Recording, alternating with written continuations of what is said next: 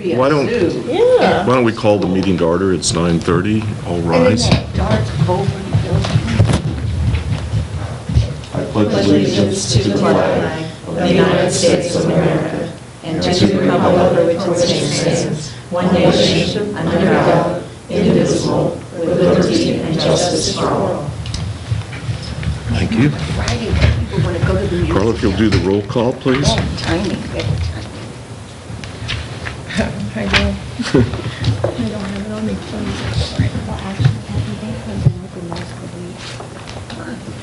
Robert Mueller, Here. Jan Braun, Here. Beth Caldwell, Here. Laura Oliver, Here. Michael Hankins, Here. Kathleen Waltz, Here. Gina Kreitler, Here. Stephanie Grumminger, Here. Kelly Fowler, and Tom Couch. We have a quorum. Thank you. You have the agenda before you. Are there any additions to the agenda anyone would like to make? If not, I'll entertain a motion to approve the agenda. Move to approve. Beth? Second. Kathy, seconded. Any discussion? All in favor, say aye. Aye. All opposed? Agenda's approved. You also have in your packet the meeting minutes from February 21st, and take a quick moment to look at those. I don't know if this is important enough to make a motion to amend, but on the second page, under upcoming events for March and April, Chad's Coalition, I think, is actually the capital letters C-H-A and D, and then apostrophe S. I don't think there's two Ds from what I've seen. Does anyone know different? I have a t-shirt at home, but I can't remember what it says on the front. I think you're right. And now I don't remember if there's an apostrophe, actually. I don't know if that's the other things.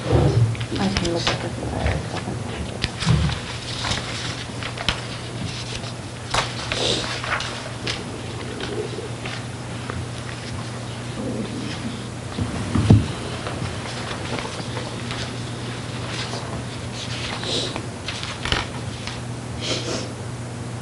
I don't know that you have to wait on me to go forward unless you want to. I'm having a hard time finding it. Okay, well, we can change that as a minor spelling. It is, it's 1D and no apostrophe, And all capital letters. all capital letters.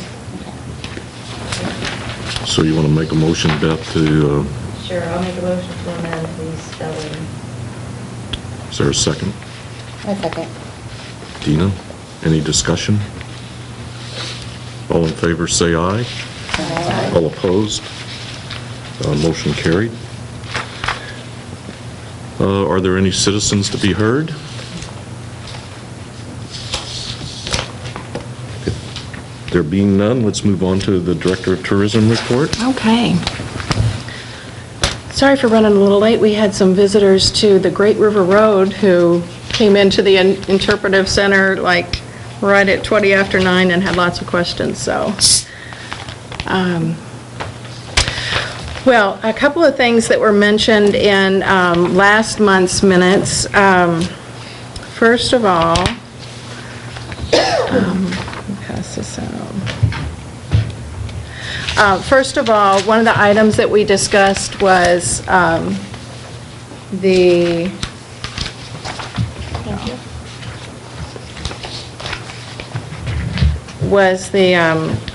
official visitor center status.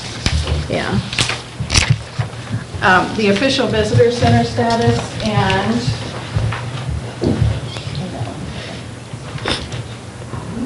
Here, we have an extra one, Sandra.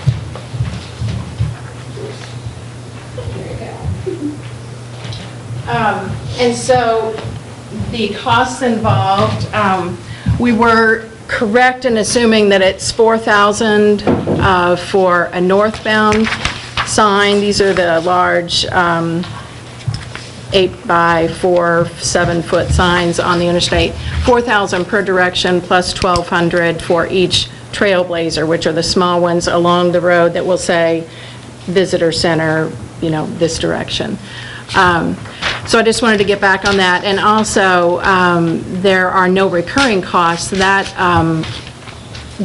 investment is good for 10 years, and it includes any maintenance that should occur if, if the sign blows down, they're responsible for it, not us, they will replace it. If there were any maintenance issues on the sign, if a truck hits it or something like that, and they have to repair any of the graphics or anything like that. So, not that we have to make any decisions on that, I just wanted to clarify that those were the expenses involved. Do you have to do both? Or can You do, yes, Okay. to be an official visitor center, Both being northbound and southbound? north and south, right? But can you do just 2 small ones? Or can you? No, you can't get the Trailblazers without being part of the overall program.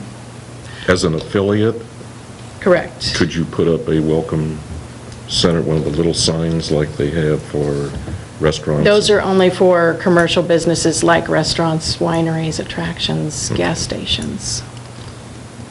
Yes. I'm sorry, you said it's 4,000 for, The large ones, Right. so that would be, as you're southbound on Interstate 55, there would be a large sign with nothing on it except for St. Genevieve Welcome Official Center. Welcome Center. Yeah. and then the other direction is how much? They're each 4,000 They're for the each- large, and then once you get off at the exit, there would be trailblazers that would, point you in the right direction. Say how many miles? Right. Yeah. And how much? Those are $1,200 apiece. Okay. And that's a one-time charge? One time, and it's good for 10 years. Oh. And you determine how many of the Trailblazer ones you want? Correct. On the route? Yeah. I think there's a rule that they have to be, you couldn't have like every, 50 yards. They have to be so Oh, many sure, miles sure, in sure. between a trailblazer, but basically, yes. If you need another one to get people there, you can get another one. For $1,200. Right. Are those, You the could spend as many. trailblazer, you have the signs that, like the commercial ones for the gas stations and stuff, that are the big signs and they have the little plaques on them. But when you get right to the exit itself, they have smaller signs that say, like McDonald's 0.5 miles and stuff Mm-hmm. like that. Are those trailblazer signs, or is that something else? Those are considered Trailblazers. You guys think so? Because would you put a trailblazer sign on the interstate itself? Oh, yeah. That's where they are. Well, are they on the exit, or are they? Both. They're usually on the exit, so that you know which direction to turn when you have the exit ramp. And then a lot of times you have them on each significant turn. So they're basically directional signs to make sure they get where they're trying to get. I think once we get them on 32, we now have signage. If it says 5 miles or 6 miles, we have signage when it gets into town that says the Welcome Center. Another question. What other requirements of the physical structure, as far as, I know we have brochure racks for everybody and so forth, what other? So we have- I distributed that at the last meeting, and we meet all of the other requirements. We're open 7 days a week. Right. We have staff who are knowledgeable about the area. We have the regional distribution racks for brochures according to the state, Cool. the state requirements.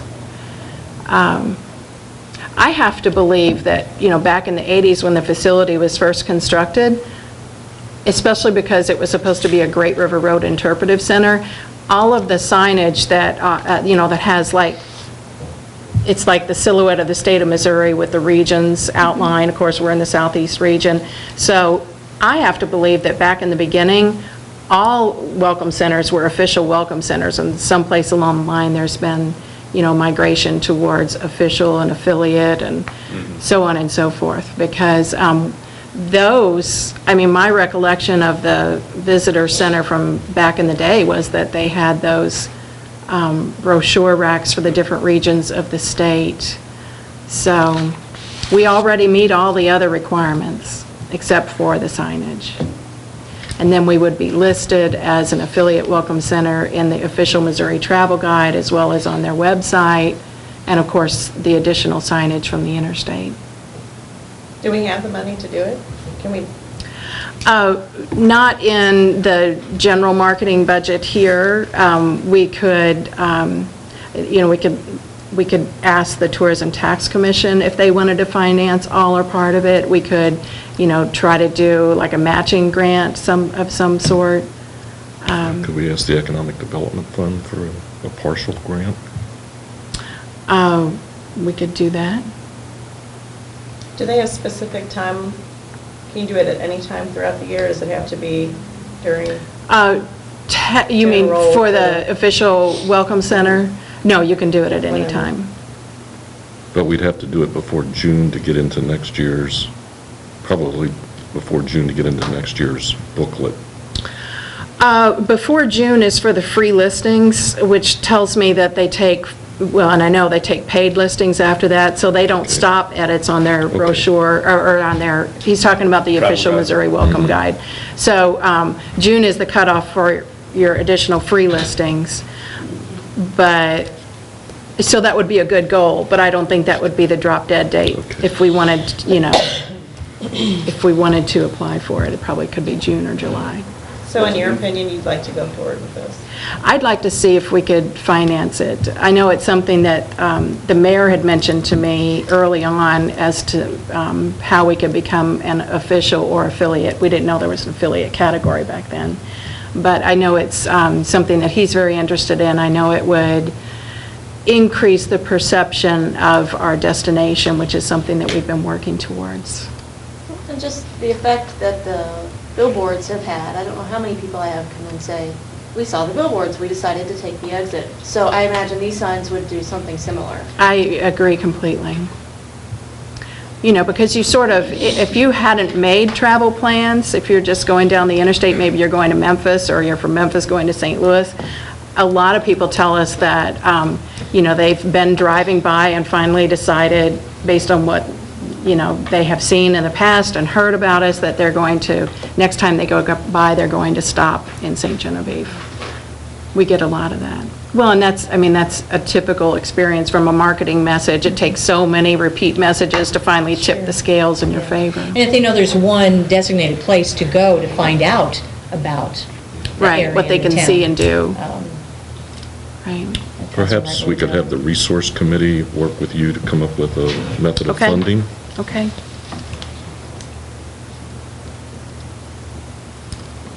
How much money are you talking about? Well, so, 10,000, yeah, so you've got 4 and 4, so there's 10,400. 8, what? I think it's 10,400. 10, 4? Yeah. 10-4. I know, yeah. Yeah, that sounds right. So 2 mainline signs, 2 trailblazers, a minimum of 10-4, and if we wanted an extra trailblazer someplace. Again, the percentage match is... There's no percentage match on this. It just goes straight to the Missouri Department of Transportation. It's not it doesn't go to the tourism program. They just refer people over to the transportation program for it.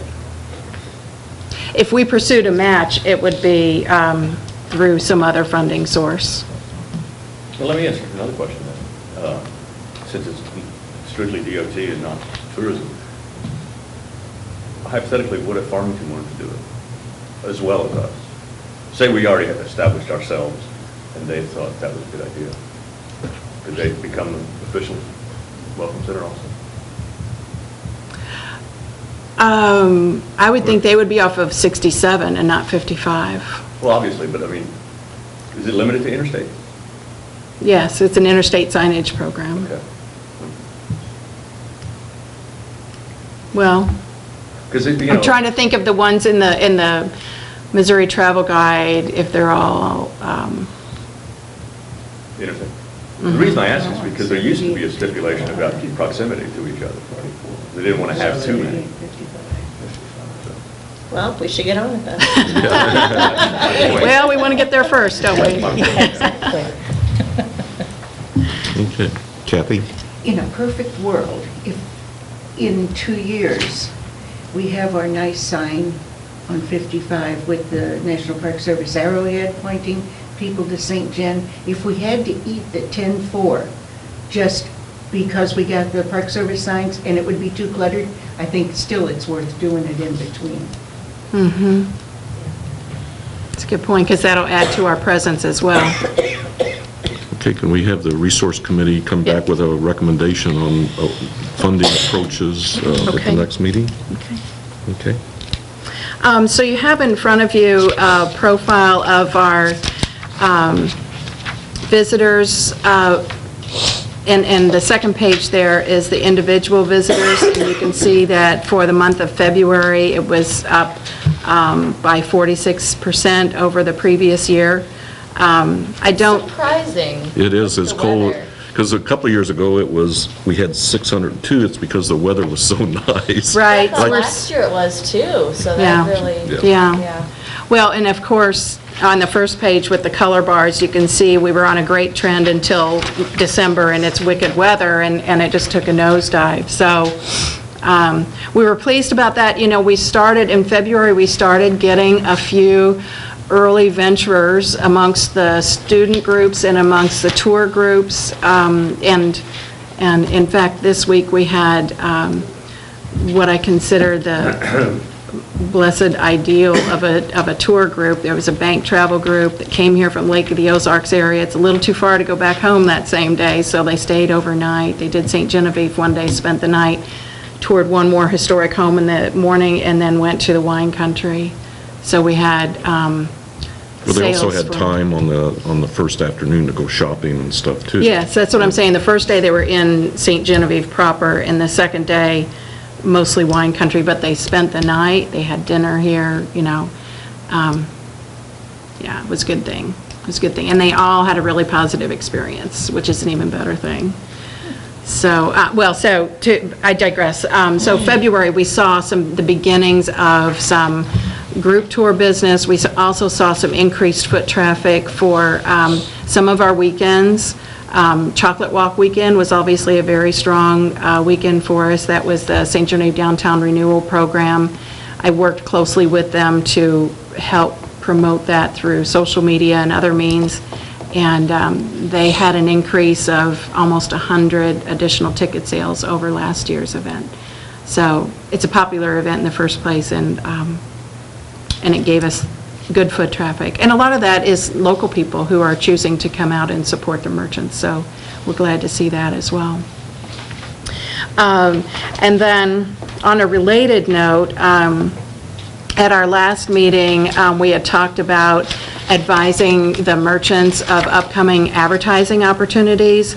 And so I sent out some information by email, and then also I visited with the merchants group that meet on a monthly basis that's now sort of working closely with / folded into the promotions subcommittee of the Downtown Renewal Group. They met this week, and so I told them about upcoming advertising opportunities. And so there are 3 in particular that we're focused on. One, and this is a regional publication, this is The Bridge. This is put out by the Southeast Missourian. This was one of the opportunities that I presented to them. It's kind of on a short turnaround, but I want to be sure that St. Genevieve is represented in that Cape Girardeau and surrounding market. The other 2, and these are really more of primary interest to this group, because I know that last year we almost didn't get into the Summer Fun Guide in the Belleville News-Democrat, and there was kind of a scramble at the end to have a presence there.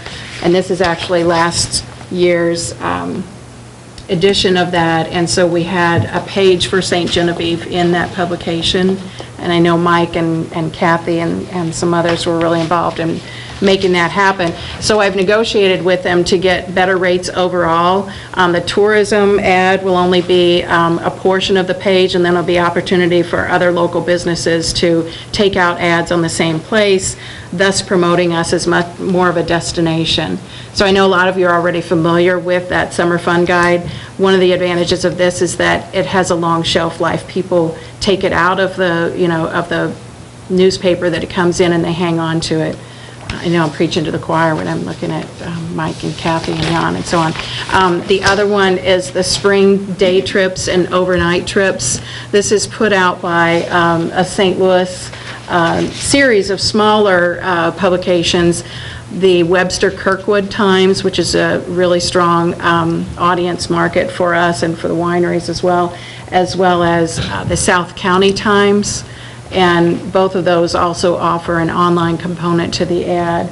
So I sent out information to encourage people's awareness of these opportunities and encouraging them to consider, if they have the opportunity to spend some advertising money, to consider spending it in conjunction with the overall St. Genevieve tourism ads. Did you give them kind of a due date as to when they The had- dates are all on there. Yeah. This is something that we've been wanting to do for several years, and I'm glad to see that you're doing that. It's kind of, if we can promote a lot of St. Genevieve things, I think it's better Right. than just individual ads, and being in front is even better. Right. So, anyway, so I still have to reach out to the wineries about, especially about those day trip ads and so on. So, I was kind of focused on the merchants group because I knew they were meeting this week and I wanted to get it out in front of them, in front of that meeting. And then, in addition to the merchants group, I've been meeting with the downtown renewal group, and the brainstorming session that we had about ways to make St. Genevieve more of a destination and have more happening here. One of the things that came up on that discussion was an open-air market concept, and so the Bolduc House and the Downtown Renewal Group are fully embracing this. They're planning to launch an open-air market basically on the parking lot area of the former Bank of St. Genevieve building that now is owned by the Bolduc House Museum properties. So they're going to launch on the weekend of April 25th and 26th. It's the weekend after Easter, and so it's going to be a big weekend. It's the weekend of the École de Soldat, and I think Bob provided, was Yeah, that just me that had that? Okay. No, I put it in their packet. Okay, so the École de Soldat is that weekend. It's the first weekend after Easter, so it's also the Chamber of Commerce's banquet Friday night. It's the École de Soldat, which is the School of the Soldier, all weekend. It's the opening weekend of the open-air market, and I have some information here about the open-air market, but I'll just pass this around. This is actually 4 up, as you can see, but this is a little mini-sized version of their poster about it, and it says basically, open-air market at the Bolduc House Museum and St. Genevieve Downtown Renewal Project have joined together to celebrate 200 years of outdoor markets in St. Genevieve. Locally grown goods and handmade crafts will be available for purchase, as well as live music and edible goods featured every Saturday and Sunday, 8 a.m. to 3 p.m., beginning April 26th. They did approach the farmers market to see if they would like to co-locate with them and maybe do one day as an open air, one day as farmers market or something like that. For the most part, the farmers market decided that they wanted to stay at their current location, at least, for another year. They might decide later on that they want to take advantage of this. Yeah, so really, in a way, this will have antiques in addition to like fresh herbs from the Bolduc Gardens. Some of the downtown shops are going to open a table over there and offer, and stop by our shop today and you can get 10% off, something in the shop. Do they list who to contact if somebody wants a booth or? Oh, my goodness, yes. Yeah, we have, in addition to having all of the forms and everything down at the Welcome Center, you can get them at the Bolduc. So this is mainly kind of a promotional item. And I actually, I probably have enough copies for everyone, but this is kind of the general information sheet about it. And Well, are they having vegetables and whatnot, or does the farmer's market see them as competition? the vegetables that they will have, well, other people could join in, but primarily it'll be herbs and things like that from the Bolduc Gardens, fresh baked breads from the Bolduc's bread oven down there. Produce growers are welcome to, be there. They don't have to be there both days. They could choose one day or the other. I don't I guess I know. don't get why they weren't interested, or unless they're taking a wait-and-see approach. I believe it's more of a wait-and-see approach. Well, did they build that pavilion for the farmer's market at the Casey Hall? No, it was built as as a kind of I a, was just wondering if It's they for the had too for the much parish investment picnic. to walk away. yeah, Dina said for the parish It was picnic. for I think the they, parish picnic. don't they do bingo and things under Like there? auction Yeah, and stuff, yeah. yeah. So this open air market's opening weekend is April 26th. 26. Run through, 25th, is it 25th and 26th? does it start Friday or does it start Or Saturday? 26th and 27th. 26 is a Saturday, isn't it? So it'd be the Yeah, so 26th it's only on Saturday And and it Sunday. runs through when? Through October. Through October. It's just about the same as the other farmers market. Yeah, it is. As Sandra mentioned, this is the 200th anniversary this year of the first farmers market, which was built on, down here on the courthouse square, across from the old brick, and that's why it's called Market Street. Sandra, do you want the audience to have? Oh, it's fine, yeah. If there are enough, That's really neat. I know I've gone to the one in Cape a couple of times, and it's just something to do, you know. you bet. And you know, it's always there, and you can always have people come into town. Well, let's just go down there for a couple hours. you Right. know, It's something to do. Are you talking about the new one in Cape? The one that's Well, I did downtown? both. Okay, Yeah, right. yeah. Because it's a very similar situation. They had a farmer's market that met, I think, every Thursday out at the old Galleria parking Yeah. lot. And then they started this open-air market downtown, and they have everything from handmade candies to, you know, to like iron sculptures and, you know, Yeah. whirligigs Which is for your very garden. typical of other farmers markets around the country that I go to. Open-air markets. Yeah. Yeah. Well, they even call them farmers markets, and they'll have booths that have other kinds of things there. So it may have evolved from originally Just purely produce only to yeah. other things. But these open-air markets are kind of a trend, just in terms of development of attractions in downtown regions. And Cape has a very strong downtown development group called the Old Town Cape Organization, and it's their equivalent of our downtown renewal group here in St. Genevieve. So, yeah, so it's kind of neat, and it's, you know, it's very much grassroots. It's very much in alignment with what this organization, you know, brainstormed as far as what they'd like to see and do. I even feel that it ties in with our Saturdays in St. Genevieve thing, because it's going to be one more thing to see and do and experience. I think it's awesome. Yeah. It's wonderful. Yeah, and it'll have a little more sense of liveliness downtown, things that are outside the fences of the historic homes, so. Right. I think it's great. Yeah. So that's a big, exciting development I wanted to be sure to share with you. And then, let's see, so I also wanted to tell you about some of our recent, you know, we had recently talked about, and this is kind of more tourism tax commission, but we talked about having, the need to have more high-quality graphics and visuals and video to promote our region in a number of ways. And so one of the things that the Tourism Tax Commission agreed to finance for us was the participation in a Discover America program, which is it's actually a nationwide tourism marketing program called Brand USA. And they had a number of things that you could choose to do, one of them being participation in a publication to encourage visitors to different regions of the U.S. And so we're in a region that's encouraging visitors to the Midwest. And I'm going to pass around this. This is a full-page blow-up of our ad that will be in that magazine.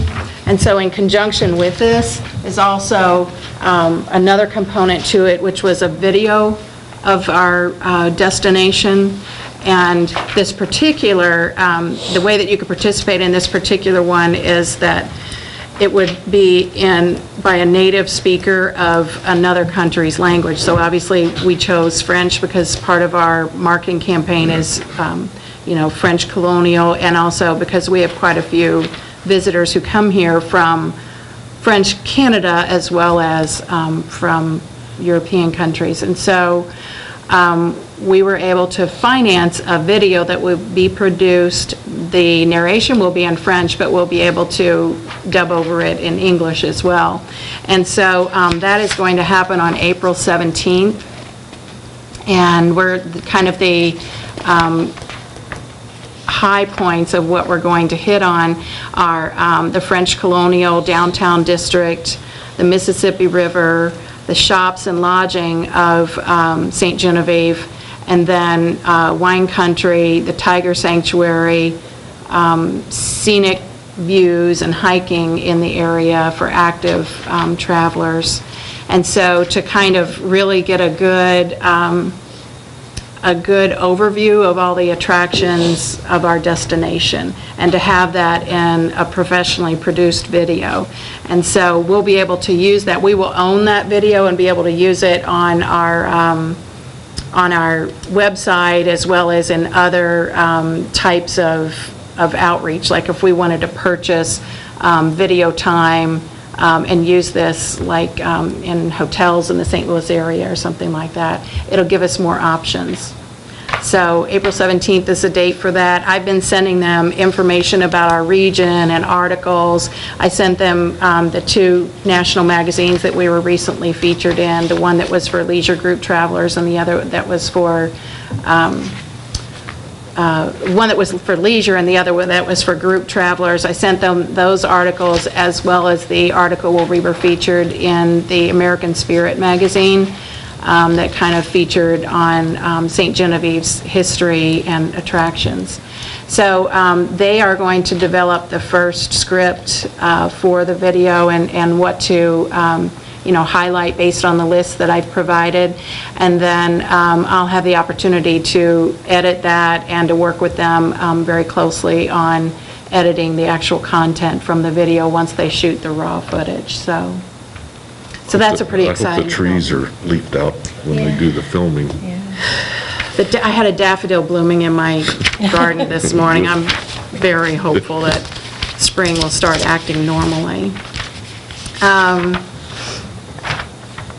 Okay, so this is part of it. You hear the discussions about Brand USA or Discover America, that's what this is. If you hear more about the video that's going on, that will be on April the 17th. And then we'll have that in addition to in addition to other things that we have. Like now that we've had the TV commercials, we've got those on our website, so we can, share those and put those on our video channel. And so this will be just another tool that we'll have. When we send out invitations to groups, it'd be great to have a little 2-minute video to show those group tour planners. This is what's so great about St. Genevieve. So if anyone has any questions or suggestions about that, please feel free to contact me at the Welcome Center. And then the other thing that I wanted to touch on, although I think, do I have it? Okay, so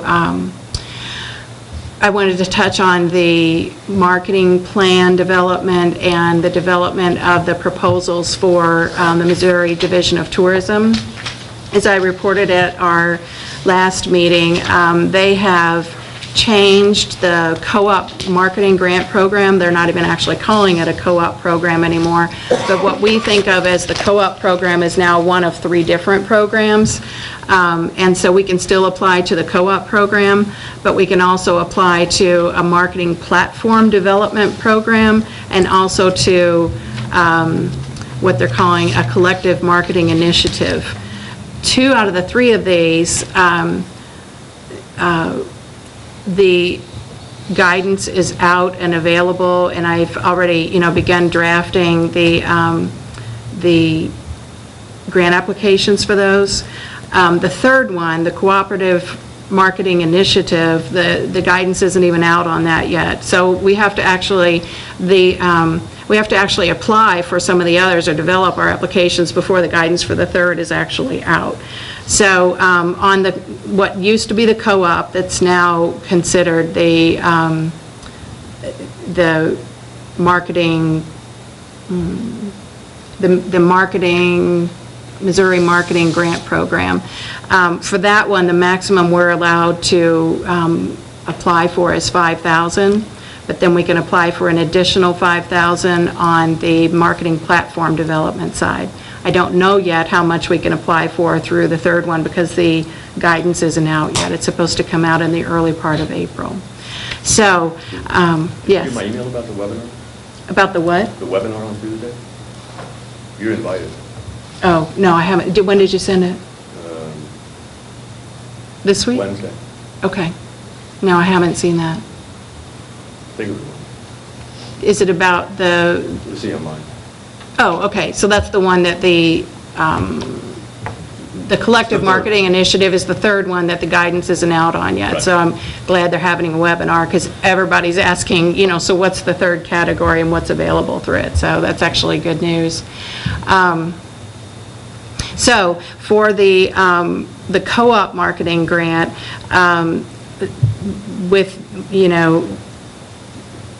what I did, and I already started to do this, but what I did was I did a return on investment analysis of the marketing funds that we received in previous years to look at where our leads have been generated from the various print publications, because that's really what we've used the marketing grant for. And then I already used that, as I report at previous meetings, I've already used that to kind of adjust this year's co-op grant, the one that we're currently operating in, because there were a couple of very expensive ads that we had in this year's plan that weren't giving us necessarily the number of leads that we would have liked to have seen. So we've already made some adjustments in this year, and I think that the fact that the funds that we'll be eligible for next year, in a way, does two things. I think it forces us to diversify our funding streams, which I was already working on anyway, and I think it also forces us to prioritize where we spend these print ads. And so so that application's not due until May 1st, and if you're interested in, in reviewing that, maybe let myself or Bob know. I'm planning on sharing it with Bob so that he can review it. But if you, have a special affinity for marketing plans in general and you want to review that, just let us know. Have you kind of decided on what kind of print, which print media you're going to highlight? Like AAA or? I think AAA will definitely be a factor. Previously, we've had the luxury of advertising in AAA magazines ranging from across Southeast USA to AAA Living in Illinois and the AAA Traveler that hits the whole Midwest region. To scale it back, I think the best course of action is to hit the AAA Living in Illinois and the AAA Midwest Traveler. Focus it in on, on our nearest neighbors in essence. So we wouldn't be, under that assumption, we wouldn't be advertising in AAA Living in places like Virginia, Kansas, the southeast parts of the United States. So this would be the answer to the question I was about to ask, which ones were you disappointed in for the ROI? Well, the one that I was especially disappointed in for ROI was a group tour publication that was called Group Tour Northeast. Yeah. And it really hit a lot of markets, New England. the New England area, and they're very strong on group tours. Very few of them come this way, and if they do come this way, they're usually headed for Branson. Laura and I really heard a lot of that when we went to the American Bus Association. We had gotten 70 leads from tour planners from that publication over the course of a year, and I think 21 of them were either in error or duplicate. So I really wasn't very impressed by that. So I actually started, and we had signed contracts with them, so I had to negotiate with the magazine. This is more than you probably want to know, but to get us out without any financial implications and to redirect those funds, I had to negotiate with the magazines. And that same publishing company has a specialty publication called History and Heritage Tourism. That's our niche. So they allowed me to cancel our remaining insertions with their Northeast group travel guide, and with a promise to do a future ad in their heritage and heritage tourism magazine, which I was glad to do, because that one, that's going to have an audience that's right up our alley, so to speak. So then I found, and I think this is the one that I brought to you last meeting, but actually it had just come out that day. What I did was I gave you copies of the printout of it, and now it's posted on our website, and we also have copies down at the Welcome Center, because after I got out of the meeting where I gave you hard copies, I went down there and I had a whole box of the comp distribution that I had asked for after the meeting.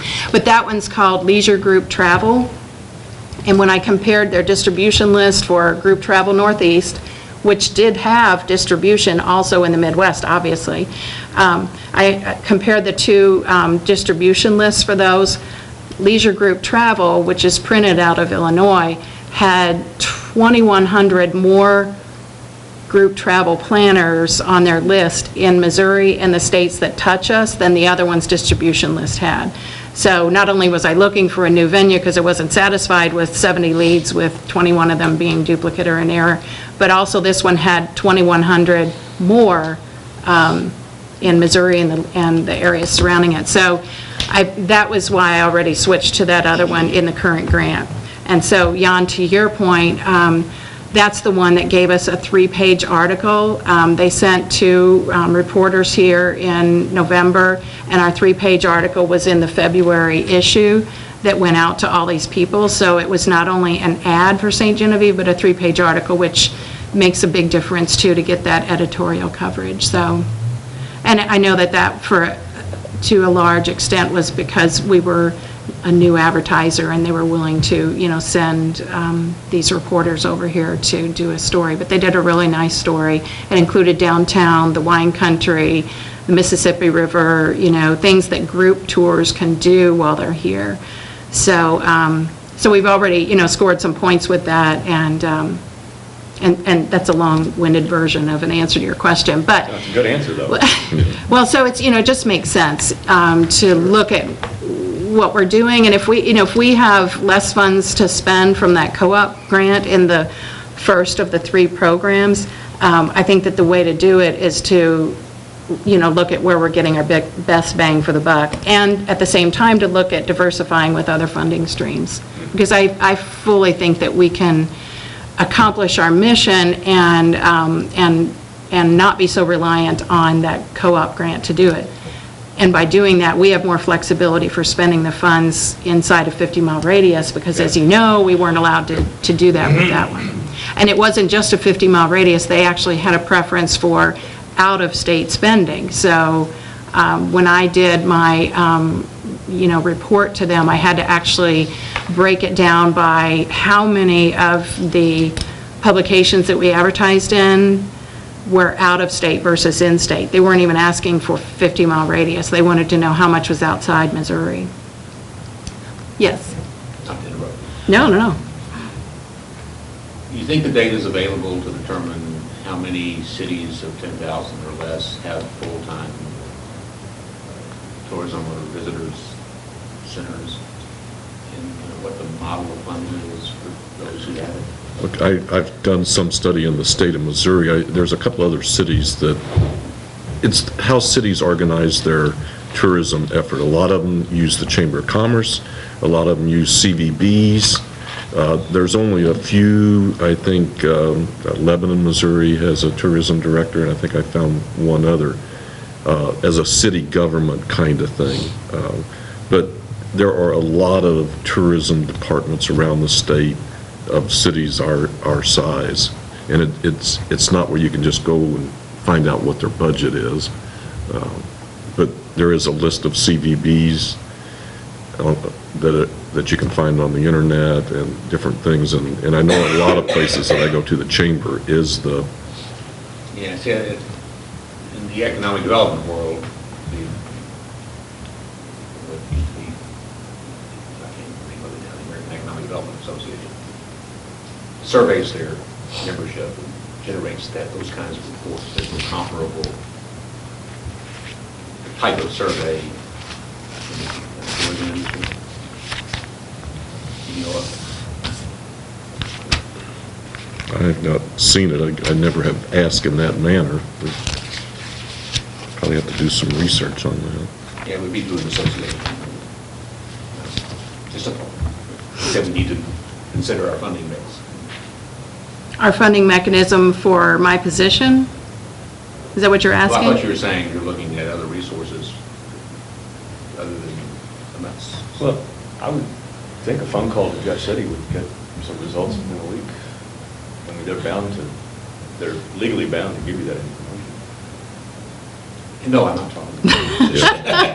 Or my budget. No, your budget. Yeah. I'm saying that if we want to grow this, you know, we're going to maybe have to look at sources other than the general fund. I think what's encouraging is hearing the term ROI and looking at some of this. We've talked about that for a long time also, and looking at some of our decision-making on the basis of leads and that sort of thing.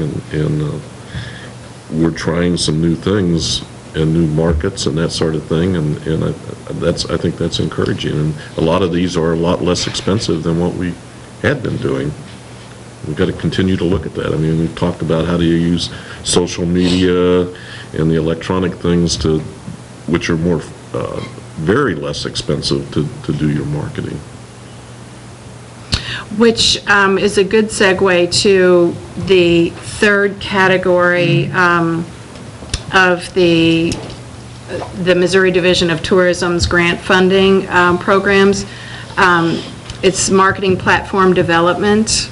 And this is so the total budget for the project would be $10,000, $5,000 of which would come from would come from the co-op program, which they're not calling a co-op program anymore. But through this program, you can choose a number of things, and one of those would be to choose to develop a new program, like a new brochure or something. Another is to choose to develop a social media program, and the third is to develop a new look, and they primarily focus on a new visual quality content for your marketing program.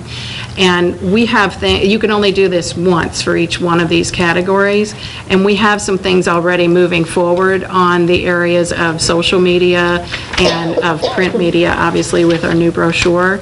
And so my preference, with your blessing, is to start at the beginning because this is a new program for the Division of Tourism, and because I felt from the beginning that we have a definite need for more visual communications, like video, like quality photography with people in them, which may mean that we need to hire, families or models or something like that. Or, and I've done some of this through just taking photos of people and asking for their permission to use the photo through a photo release. But quality visuals make such a difference. I mean, just the difference between looking in a magazine and seeing an ad that has people in it versus just the roof of a house line. And we do promote our architecture, and sometimes, our ads do use just structures, but if you have quality visuals and graphics that include people, I mean, there are studies, I don't need to tell you because there's a lot of marketing people in the room, but if you can have people in your graphics, that's going to definitely attract more interest. So I would like to, since this is a very small program and since we already have some progress being made in the other areas, I'd like to focus that small grant on the marketing platform development for message and quality visuals. So this would involve the creation of new images and graphic elements for our destination. I think it's important to get those releases, have them on file, and so that we can use them like we want to use them. Yeah, and I think it's important whenever we present an image that it be something that's actually here, and it uses people who are actually here. Or something they can see if they come to town. Yeah. It's difficult if they come, and it's, let's say, the Journey Fête, which is just 2 days out of 365. it's a great thing to show all the people, but they're not going to see that when they come to town. Well, actually, to both of those points, we're moving more in a direction of more to see and do. So if the image was of, let's say, colonial era reenactors, we're having more of that. You know, I'm trying to get people every single Saturday to dress up and walk around town in colonial era period costume. So if we have colonial reenactors on our brochures, they would be able to see that more than just once a year. And like the Jour de Fête, if we have photos of people, you know, like picking up handmade items in a booth scenario, to us, that might immediately mean Jour de Fête. But now that we have an open-air market, it might immediately mean every Saturday during the summer, open-air market. So I think it's not just the message, definitely choosing things that people can see when they get here, but also doing these things on a more frequent basis so that you don't just see that once a year, so that you might see it any given Saturday in St. Genevieve. So I think living up to the expectation is probably more important than lowering the expectations. I agree. So those applications are coming up very soon. The first small one for the platform development is actually due April 1st, and I'll be working with Bob on finishing that one. And then on May 1st is what used to be the marketing co-op grant, and this is, you know, the one that will again be smaller, but it's mostly for the print ads.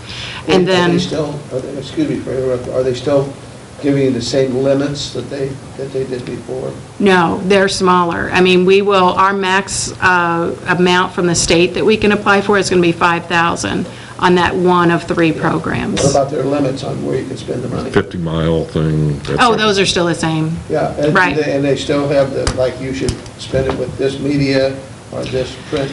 Right, so they don't tell you what media you have to use, but they have negotiated agreements with things like AAA Magazine that give us supposedly better rates than we would get if I just went to AAA and negotiated on St. Genevieve's behalf without the help of the whole state of Missouri's program behind it.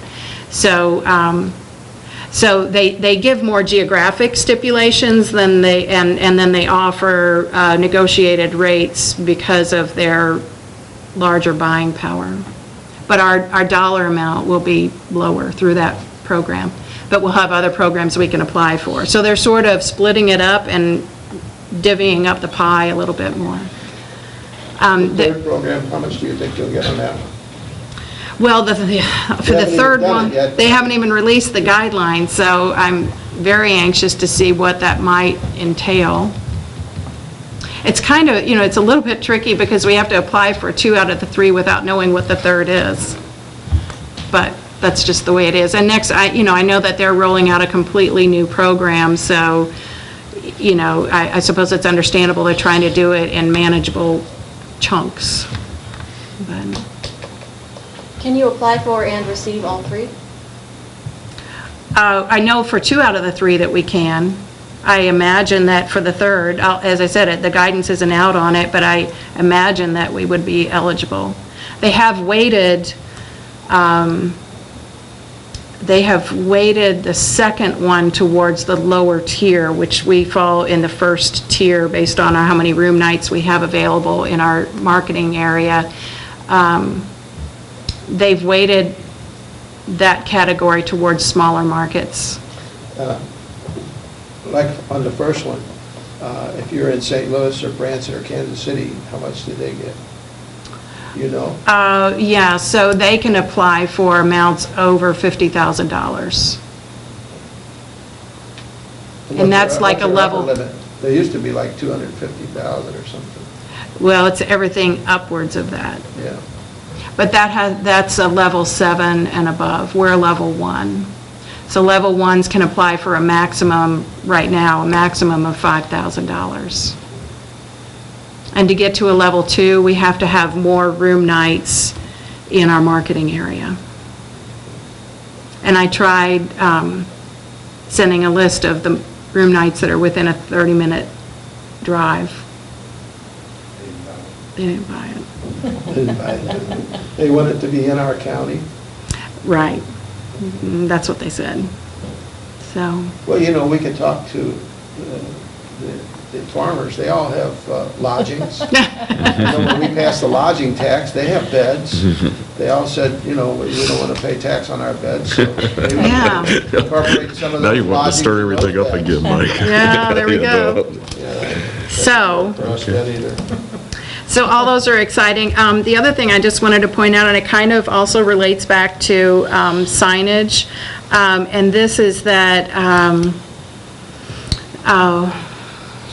well, for one, the signage in the downtown area, the downtown renewal program, quite a few shops in that area have asked if there could be signage on the street corners that would say, if you're looking for shop A, B, C, or D, it's down that street, or E, F, G, and H are down this street.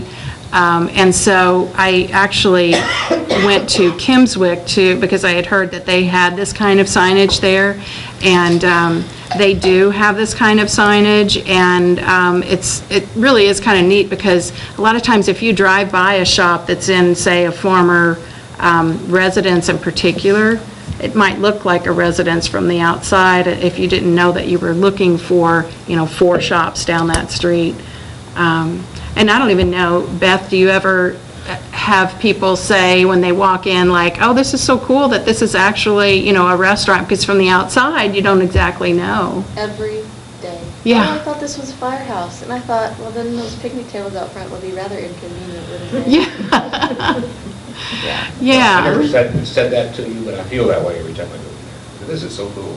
Uh-huh. People walk by, we've got neon open sign with a coffee cup on it, and they walk in and say, we thought this was a firehouse. We've Well, already I know it's How do they eaten get the trucks? But I still in think now? it's cool. With all That's what I want to those ask big planners. everyone. They'll go out and move those? Yeah. Many towns have done that, and I don't have any specific objection to the concept. It's difficult to manage because people moving in, people moving out. And it has to be all inclusive. You can't pick and choose.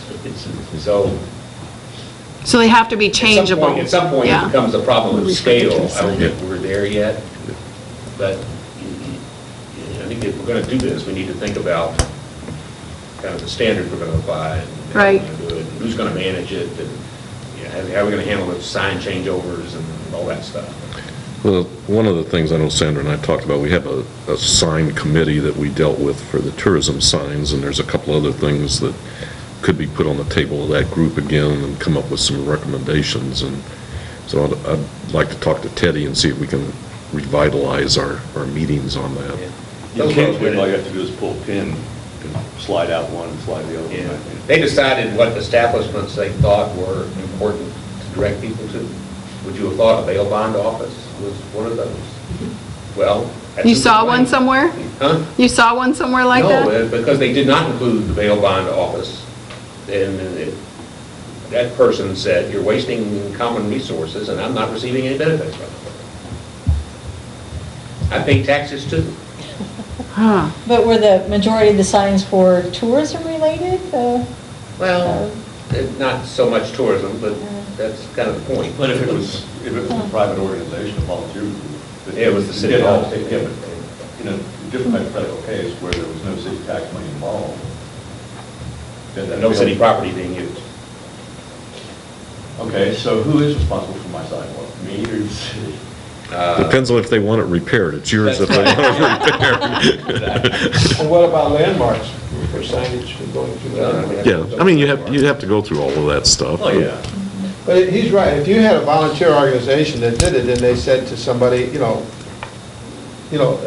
have to pay for your sign, and it can be so many letters, and if they're no longer in business, you just slide it out, and you have a blank spot, move the others up, but to let them pay for their sign, and that way, and if you say it has to be tourism related, I don't think the hairdresser up on 4th Street, across from the American Legion, is tourism related. But it's the spa on Main Street. Yeah. And it's- But if they complain, what do you do? And I have a lot of people that stay with me that wind up going to Gene's to have stuff done to their car because he's reliable, but he's not tourism. I think you were talking more just in the downtown Yeah. area. Well, we're specifically talking about the Historic downtown, area. I mean, I could see restaurants and shops and lodgings, yes, and historic houses, but I can't see, the funeral parlors. Well, the city's not involved in terms of using tax dollars to do it. It's just a question of getting permission for it to be done. That's a whole different ballgame. So that's what we need to do. Yeah. Well, perhaps we can have the Downtown Renewal Group meet with the sign committee, because they kind of started this whole sign committee thing off anyway. They had applied for the grant from the Community Foundation, and then we got involved, and Diane Wilson came down as a member of Downtown Renewal. So I think we could work on that. And then, so while we're talking about that, there are probably some other, so those kinds of signs that would be specific to pointing towards, which shops you can get to or which historic homes you can get to on certain streets. And someone also suggested that, that there used to be specifically a ferry sign up at the end of North Main Street, and that was taken down when the new signs were put up, but there was never a sign in the new framework that said the ferry's up this way. And so they have a lot of people confused at that point. So we might also ask the sign committee to look at adding a couple of the Wayfarer kind of signs. We probably still have those, and there are still some, I know whether there's one sign up on the water tower still that says ferry, but on North Main, I guess I'd have to look at what we put up. The last one may have been, well, there's one at the Welcome Center that points towards the ferry, but I'll have to look to see. I don't know if we have any more on the right side going north. Right, I think it used to be by the Main Street No, Inn. there isn't any. But I would like for it to look like the Wayfarer signs, so if we have to order another one with the logo at the top with ferry, it should be continuous with those others and not one of the old ones that's just like green and white or whatever. I don't know what color they were, but, Brown. okay. I would like for it to be consistent with There that. needs to be one at the North Creek, northbound. That's right, up by That's that. the one we lost. Right. Okay. So we could probably, as we're looking at that, we could probably take a look at, now that those other signs are up, are there probably a couple of gaps somewhere? That would be one gap that we're aware Okay. of, so. Okay, I think that hits the high points. I know we've got other things to talk about. You might just this mention the morning. visit we had from Diane Montague that you set up and what she does and Okay, so this was a tour group organizer who recently came to St. Genevieve. I'd been working with her for a couple of months. She's from the Kansas City area, and I think the last time that she brought a group to St. Genevieve was maybe in 2009. And so there were a lot of new developments that she wasn't aware of. There were certain homes that she toured the first time and she didn't get to the second time. And so she came out, the Microtel comped a room for her because she's a group tour coordinator. And so she did a day she was actually here 2 nights. She toured the Giebord home, which she had not toured before. Bob was good enough to give her a personal tour, even though they were closed for the season. She did some of the shops in the St. Genevieve Winery downtown. Then she came out to Wine Country and visited the larger wineries that are capable of taking a large bus for groups. And she had several great experiences while she was here and was very complimentary, and she's in the process of, she's the type of tour coordinator called a receptive, so she plans these itineraries and then sells them to the motor coach companies that actually book the business on the motor coaches to come here. So she was just really thrilled with her experience, and I know that she's already working on agendas or on itineraries to get groups here, so. she followed up on the phone with me also on some things and also a letter. I mean, I was pretty impressed that, so that might be because she deals with a lot of tour bus companies. Yes, she does. She does. So, so along those lines, I'm also planning to attend the bank travel conference, which I know is something that St. Genevieve has been represented in at the past. I definitely want to continue that. the group that we had here this week was a bank travel group. So like if you're in the 50-plus Savers Club, or if you're, whatever they're like, maybe CD holders have a, special travel group, a loyalty travel program for that bank. That's, they're pretty strong in terms of their group travel programs. And so there is a meeting that I'll be going to and representing St. Genevieve there and taking appointments with these bank travel planners. It's like a mini-size ABA. So be doing that shortly, and just reaching out to, those group travel planners like that.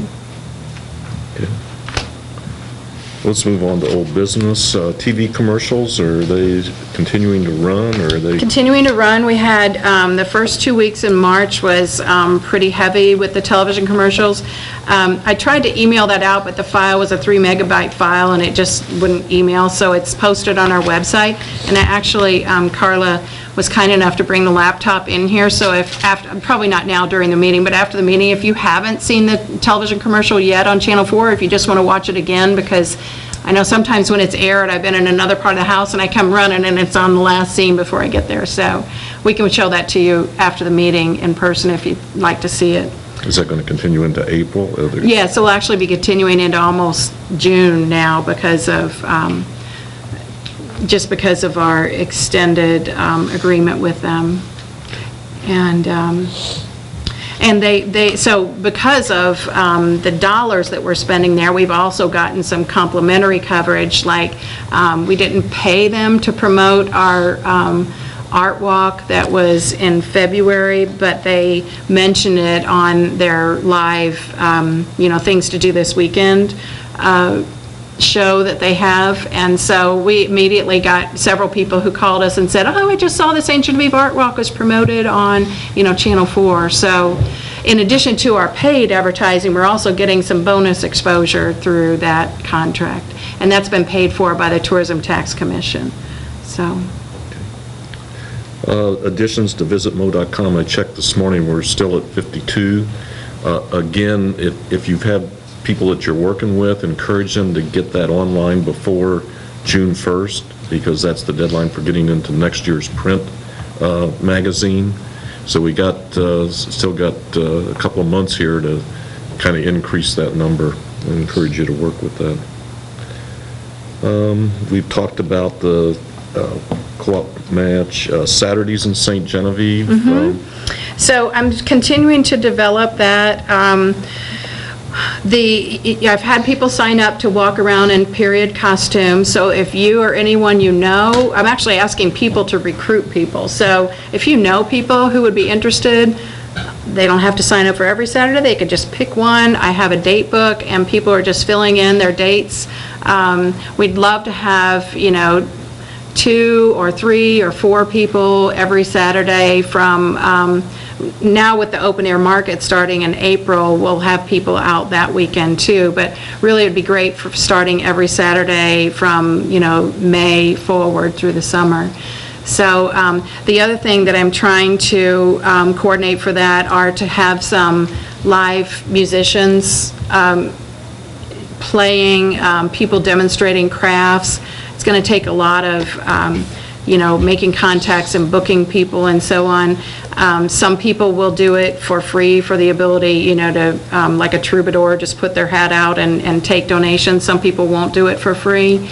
So I'm looking at grant programs that might be able to help, again, diversify our funding streams and supplement programs like that.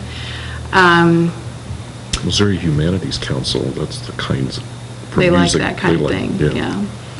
So, and then the third area there is I've asked for the support and participation of our local reenactors to do a concept called a colonial color guard. Not a full militia commitment, because I know that it takes them a lot of time and effort to gear up to do the things that they do.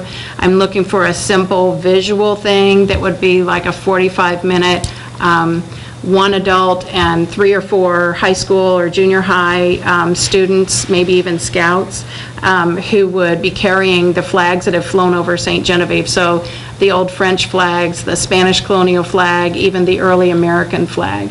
And so it would be very visual. You know, if you're here as a casual tourist in St. Genevieve and you saw, people walking around with the flags and, you could take a picture, share it on Facebook. That's what we want, is more things to experience while you're here, creating a little bit of buzz. And I don't know if that'll happen every Saturday or maybe one Saturday a month, but I'd like to at least get it started in some fashion this summer. So we're working on that. I'm trying to find adults who are, fortunately or unfortunately, the people who are already active in this area are very busy people. Some of them are even bed and breakfast owners. And so that's why I'm saying I only need one adult to lead this group and, to kind of train these young people in presenting the colors and in marching and so on. So you hear about the Colonial Color Guard, that's what we're trying to accomplish with that as part of the Saturdays in St. Genevieve.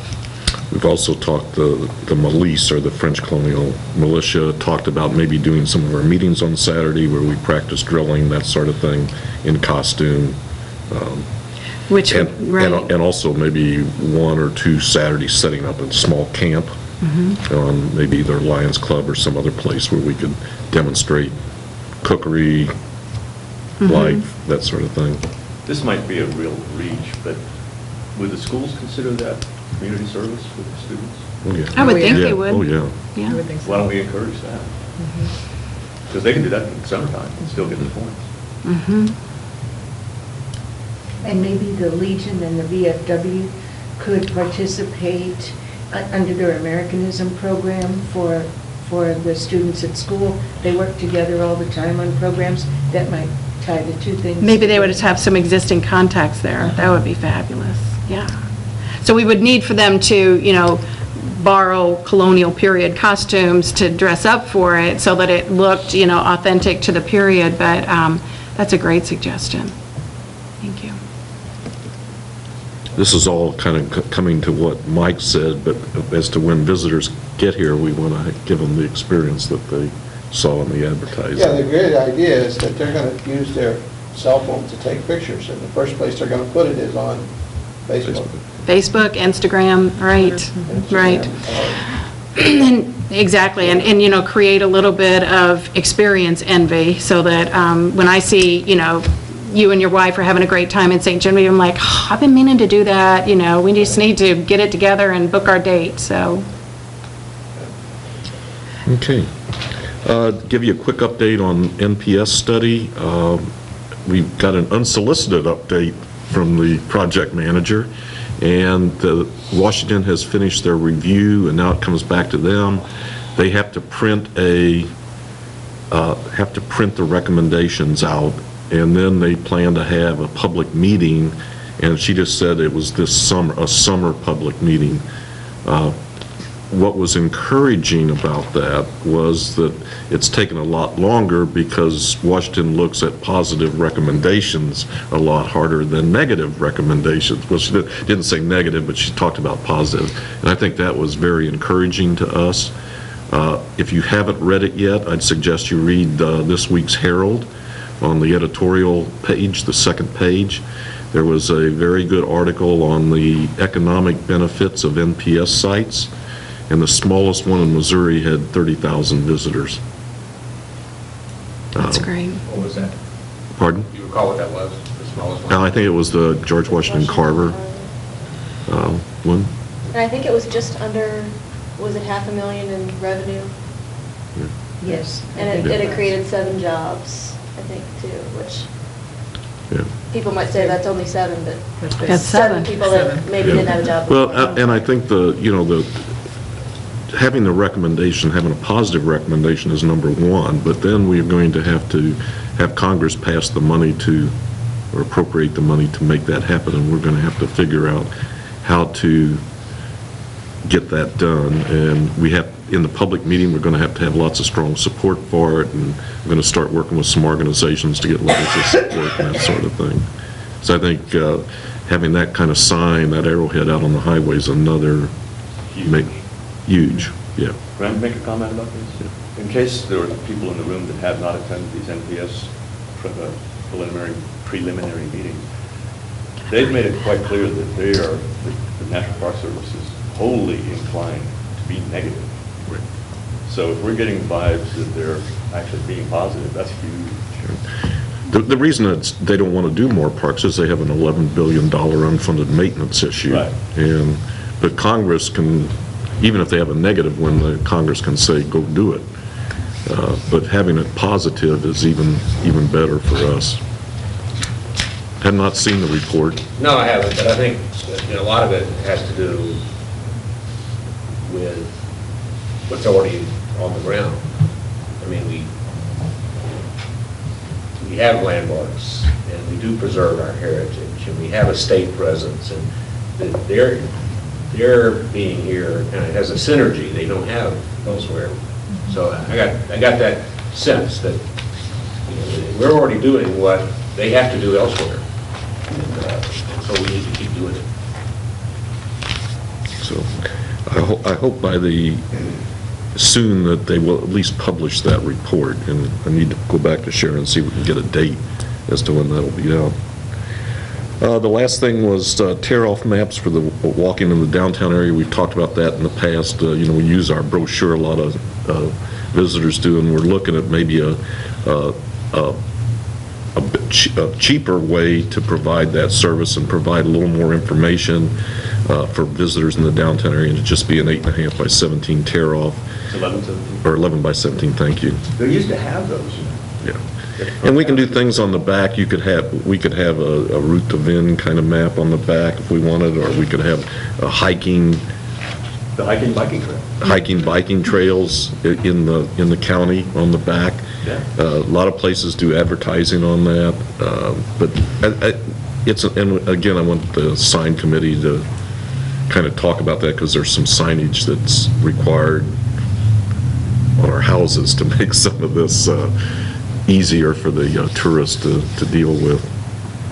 So in that vein, I'm collecting examples of downtown tear-off maps in general. They're not always exclusive to downtown. Sometimes they serve multiple purposes. Like you could have them at a bed and breakfast, and might have downtown on one side and wine country on the other. So I'm collecting examples of these. So if you're out and you see one that you think is a good example, by all means, bring it back and share it with me, and we'll kind of try to pull from various sources and put together a best of. Okay. Do we have a sense of whether the owners of houses that would be of interest, the ones we want to include in such a map, are supported? Well, we've had signage on private homes for years. Some are still out. Yeah, we've had 3 different versions over the last 7 or 80 years. I think the first was in the 30s. We're just going to have to work with it. If nothing else, I just want the house number visible, that we can tie it to a map. Well, don't they have to have the house number visible for? In theory. Oh. It's a city ordinance, and we have, you could not I thought tell. it was a public safety thing, too. Well, that's where it comes from. But, we're going to have to do that. We also talked about maybe on one of the ideas was to have either little plaques or stands to maybe briefly describe. On the more significant ones? Yeah, like the Senator Lynn House, or Ferdinand Rozier and Jean-James Audubon were. And that gets a little more complicated, is where do you put those, and it is on private property. But it's, again, a way to make the visitor experience better. And I know, Martin, you commented on other towns. Once you get those up, you can have a number on the town that they can call up on their cell phone and get a little thing in different languages about that house or that business. Okay, is there any other old business? Upcoming events for April? The last brochure I had handed out was March and April, but what I think I'll do now is take off the 2 March events that were on there and resend it out for April, and add the open air market. And there's the Art of Women's Health 5K on April 25th, which will be starting and ending downtown. So I'll add those 2 events. Okay. And then resend. And Beth, I have an update for you on the Ecole description, so let's be okay. sure to get together on that. Okay. One of the things Sandra pointed out to me is May 3rd to 11th is National Travel and Tourism Week. And you were thinking about maybe we should do something in St. Genevieve in kind of in honor of tourism for that. So yeah, there's kind of, lots of different choices or types of things that are out there. Some people just take an event that they're already doing and highlight that as, their travel and tourism program. And then they also sent some examples of some things that were done in St. Louis. Excuse me. And so, thank you. So they do some things at the airport to decorate, for tourism. We could do, something special maybe at the Welcome Center or other areas downtown. They do one program that I thought was kind of neat, and we've kind of, various people have come and given me their thoughts and suggestions on things that would enhance the visitor's experience and also the residents' experience in terms of stepping it up a notch in terms of the visual and aesthetics of how we take care of and present our town. And so one of the things that I thought was neat on this example sheet that they sent us, they do an Operation Brightside, trying to have flowers and plants throughout their downtown area. And actually, so they do one day where everyone volunteers and, kind of spruces things up all over. Maybe have your people who are going to want to volunteer to pick up trash in a certain area, and other people who are maintaining the gardens, like the ones that the Fleur-de-Lis Garden Club maintain. So there are a couple of different possibilities that were out there. And I just thought, since it is Travel and Tourism Week, that maybe we could come up with some ideas, and it's in May, so. Yeah, we can work on that in the next, by the next meeting, come up with a list of suggestions for things to do. Like, maybe we even do some staycation kind of stuff and offer a special to St. James County visitors and the tour homes or something for one day during that week. Or maybe this would be a good time to do a little bit of, promoting it amongst our local residents. To maybe we give them, one free passport if you purchase so many, to get people to see the historic homes if they haven't seen it for themselves. Sort of the be a tourist in your own town kind of an idea. And I think it's an important time that we work with the media and talk about the economics of tourism for St. Genevieve. Okay. Quickly, if we can go through. I was just going to say, so if you have ideas about that and you want to email them to me, just put ideas for Tourism Week in the headline so that I can kind of group them together. Okay, print media, I know you've been distributing brochures. Yes. So Jan reported at the last meeting the distribution that had occurred up until that point. And so I had talked to Bob the other day and kind of talking about additional distribution on our brochures in terms of specifically postage with them being sent out through the Welcome Center. So I'm just going to give you this. So we had already sent the new brochures out to the maybe 15 or so official and affiliate Welcome Centers.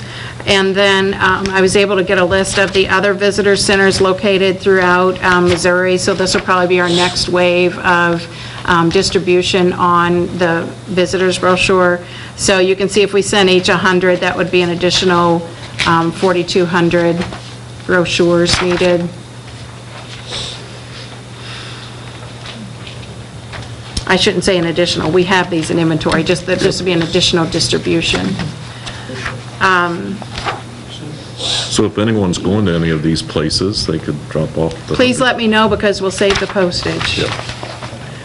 We've been sending these by bulk rate media mail, so it's the cheapest possible postage that we can afford, just so you know. And anytime we have,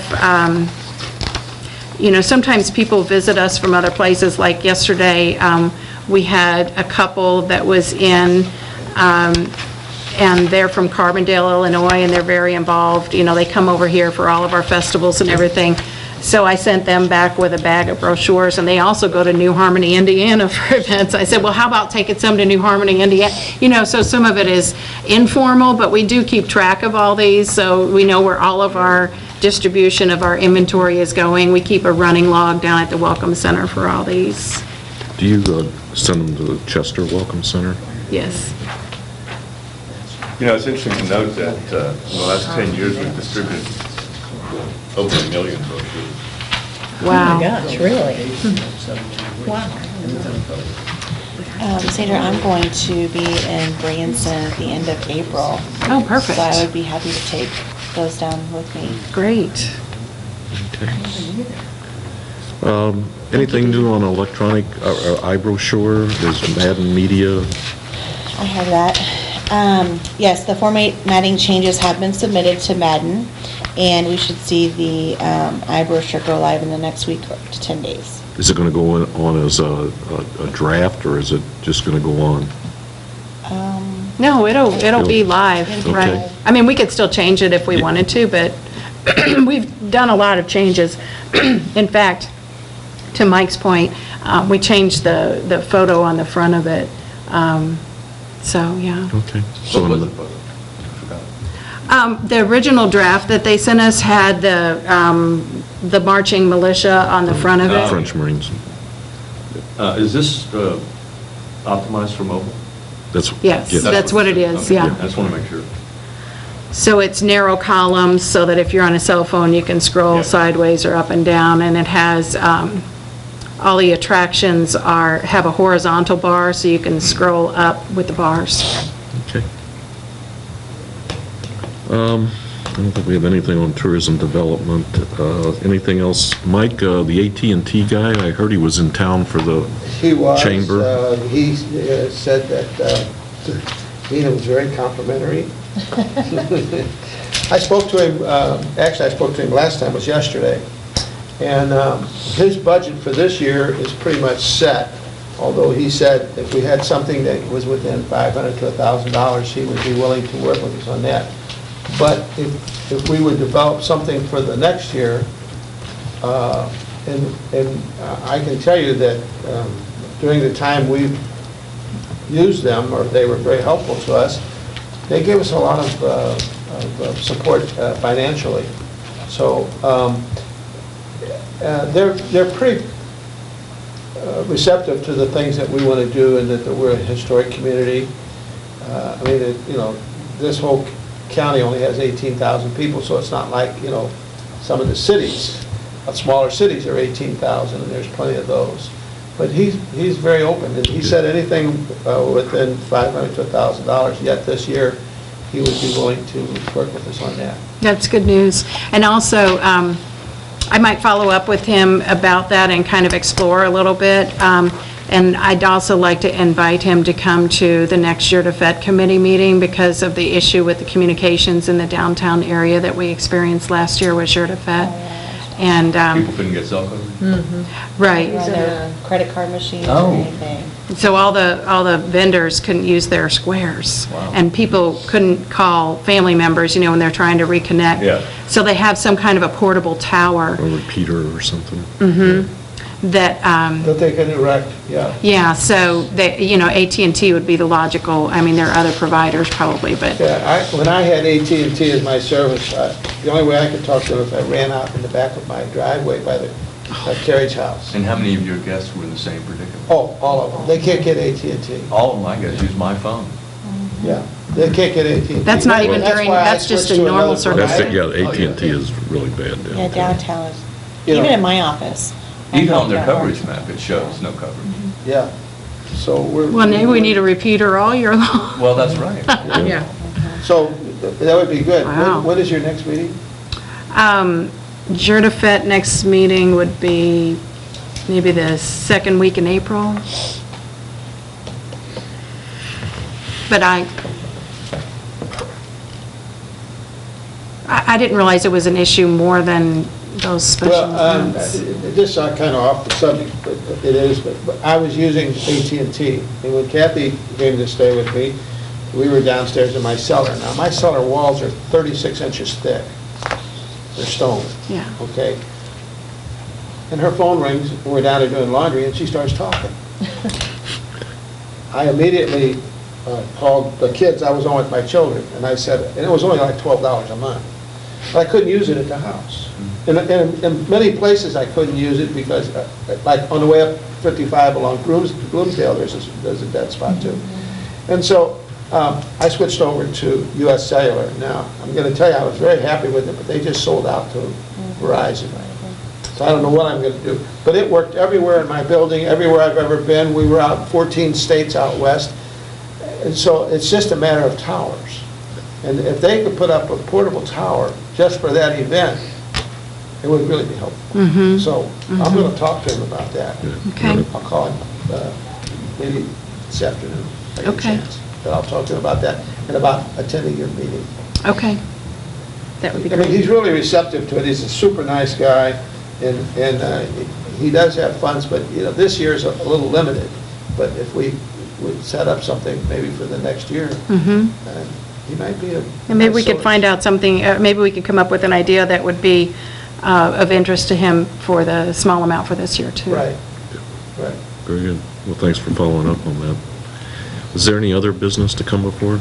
I just have a quick question. Can you tell us the status of, is the cul-de-sac thriving, or is it dwindling? No, I think it's going to be another good year. They've got a number of good speakers lined up. One of the things that's going to happen this year, which is different, is on Friday. I think it's from like 1 to 3. We're going to do an educational program at Valley Desert for Valley this year. Next year will be St. John's, so it's to kind of acquaint children with the French colonial experience. And there'll be several stations and stuff, and the Melisse is going to be involved with them down at the camp, so when they're having their lectures, we'll have some people down there when we have visitors come in. You should have a packet in you, or a flyer. That's this. Yeah. That's why I bring up the question, because this doesn't specifically point out the schedule or participants of the academic side of it. Well, it does have the academic, those lectures that are on there, and we... Is that what you're thinking of, Jan? That when you say the academic side of it, are you kind of thinking about the history conference? I am. You're right. Okay. Yeah, sorry. This is the one that's called School of the Soldier, and it is open to the public. So if you have an interest and you'd like to, learn a little bit more, it's basically 9 to 11 on Saturday and 9 to 11 on Sunday. There's sessions that will be held in the Welcome Center, and so. I do have, speaking of the history conference, I have 3 paper proposals already on that. One guy from Arkansas, a guy from Montana, and a lady from St. Louis, and we just had the Missouri Conference on History, and they included a call for papers in all the packets, so that's that was great. nice. Very good. Well, if there's no further business, I'd entertain a motion to adjourn. So moved. Jan, a second by Dina had her finger up. Sorry. All in favor, say aye. Aye. All opposed, say, thank goodness spring is here.